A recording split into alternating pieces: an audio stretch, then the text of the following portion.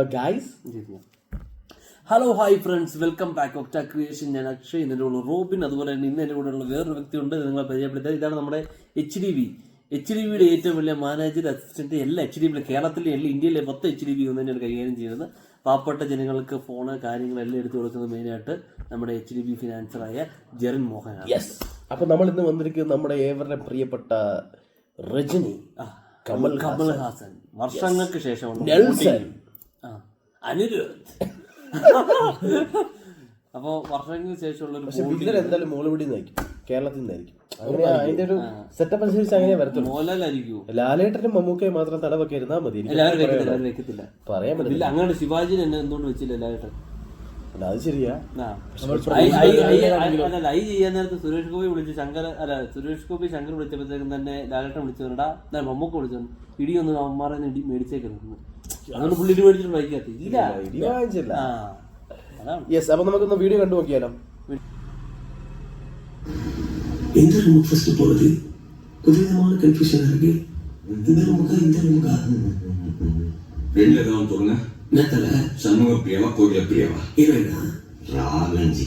சரி, ராகல பிரியால போய்டும். ஒரு சொல்றேன் தொண்டை வலி மாதிரி. இஃபெக்ட் தெரிஞ்ச என்னையே இப்படி ஏமாத்துறியப்பா. பாவம் அதர்ஸ். பட் இந்த டூ ஃபிங்கர் டெக்னிக் ரொம்ப நல்லா இருக்கு. நம்மளே இதே ஃபாலோ பண்ணுவோம். இந்த ரூமுக்கு போலாம். 7 ரூம் நம்பர் 7 ரஜினி சார் இதை செலக்ட் பண்ணிருக்கேன். கமல்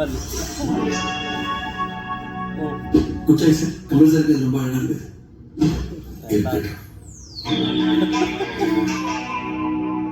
இது சார் எடுத்துருக்காரா இல்லையா? இல்ல சார், இது சார் எடுக்கல. இது அது ஆல்ரெடி சார் எடுத்து கட்டிட்டா சார்.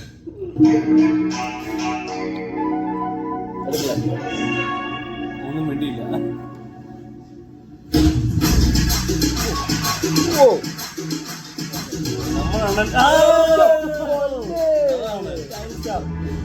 ലുക്കാണ് വിളിക്കും ഇപ്പോഴും അതെ.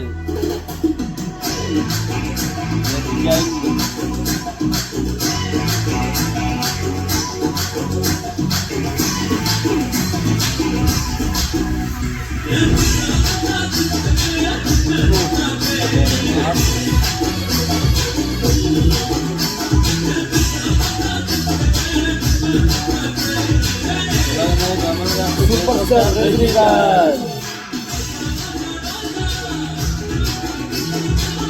ഈ പുള്ളികളെ ഇതില് ഒപ്പമുള്ളു രജനികാന്ത്. എല്ലാ വ്യത്യാസമായി വെച്ച്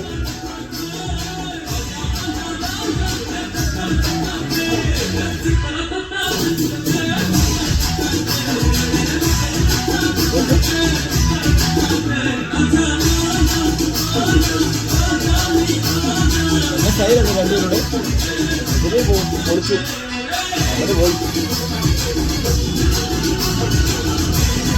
കമലഹാസൻ പഴയ ഷേപ്പ് പറഞ്ഞാൽ അല്ലേ, രജനിയെ പോലെ തന്നെ ബുക്കില് ഉണ്ടാവും.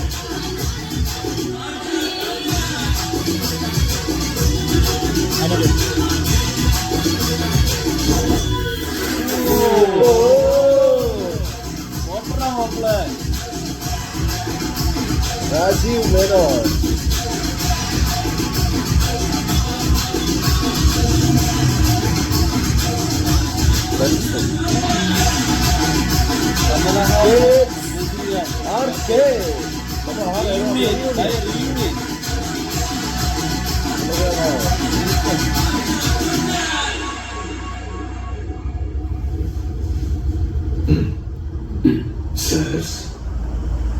ஒரு பீட் தோணும், ஒரு பப்பில எரியும், பப்பி மிக்ஸ் பண்ண மாதிரி ஒரு தீம் மியூசிக் ரெடியா கேட்போமா?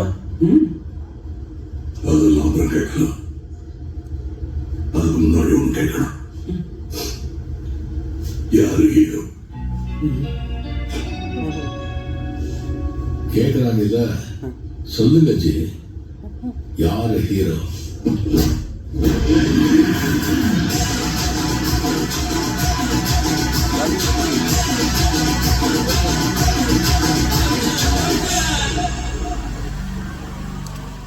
ഒരു സംഭവം അറിയാമോ, നമുക്ക് ഒരിക്കലും മലയാളത്തിൽ ഇങ്ങനെ ഒരു പടം ചെയ്യാൻ പറ്റില്ല. കാരണം ലാലേട്ടന്റെ മമ്മൂട്ടിയൊക്കെ ഓൾറെഡി ഇങ്ങനെ നമ്മൾ കുറെ കണ്ടിട്ടുണ്ട്. അപ്പൊ ഇത്രയും നമുക്ക് ഇതായിട്ട് കാണാൻ പറ്റത്തില്ല. ശരിയാ. പക്ഷെ വേറെ ഇതുപോലെ തന്നെ നമുക്ക് വേറൊരു രണ്ടുപേരെ കൊണ്ടുവരേണ്ടതുണ്ട്. ആരൊക്കെയാ? ആരായി? തല, അജിത്ത്, വിജയ്. പക്ഷെ നടക്കത്തില്ല. അവർ രണ്ടുപേരും മറ്റേരും കൂടി വരണം. അവര് വന്നാൽ ഇതൊക്കെ പൊളിഞ്ഞു പോകും. ലിയോയുടെ ഡയറക്ടർ ഇല്ലടാ, ലോകേഷ് കനകരാജ്. പുള്ളിയെ കൊണ്ട് ഒരു പടം ചെയ്യും. പക്ഷെ അത് വലിയ പാടാ. പക്ഷെ അവർ രണ്ടുപേരും ഉണ്ടെങ്കിലും പടം കളറാവും. കളറാവുന്നല്ല അല്ലേ? ഈ ഒരു റെക്കോർഡ് ബ്രേക്ക് ചെയ്തിട്ട് അവർ രണ്ടുപേരും. നല്ല പടം കൂടെ ആണെങ്കിൽ ബ്രേക്ക് ചെയ്യും. ഈ റീയൂണിയൻ എന്താ സംഭവം? ഇവര് 49 വർഷം ഇപ്പോഴല്ലേ ചെയ്യുന്നേ. ഓൾറെഡി ഒരു 2 പടത്തിൽ വന്നിട്ടുണ്ട് പണ്ട് ഒന്നിച്ച്.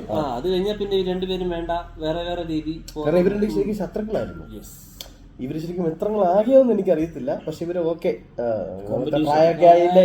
ഇനിയിപ്പോ എന്നെ നോക്കാനായിട്ടാ രജനിയുടെ ഒരു വേറെ. പിന്നെ അവർക്ക് ഇതുണ്ട്, ഇവരുടെ മേളില് വേറൊരുത്തൻ ഫസ്റ്റ് ഡേയും ഒന്നും ചെയ്യാൻ പാടില്ല. ഇവിടെ ഉണ്ട്. എന്നാലും സാധനം സെറ്റപ്പായി. പക്ഷെ എനിക്ക് കമലഹാസൻ ആ പഴയ ലുക്കി പറഞ്ഞ പൊള്ളി സാധനമായിരുന്നു. പറയാൻ പറ്റത്തില്ല ഭായി. ഇതിനകത്ത് ഈ ഒരു ലുക്കിൽ പോയെന്ന് പറഞ്ഞാൽ ചിലപ്പോ പഴയ രീതിയിൽ ഇപ്പൊ മറ്റേ ഇതൊക്കെ ഉണ്ടല്ലോ, കാര്യങ്ങളൊക്കെ ഉണ്ടല്ലോ.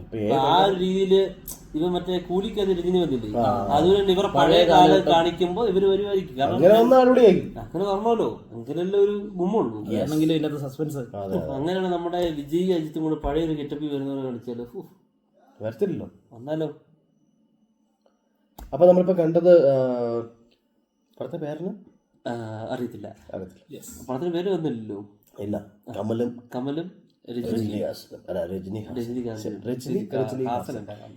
കാതലല്ല.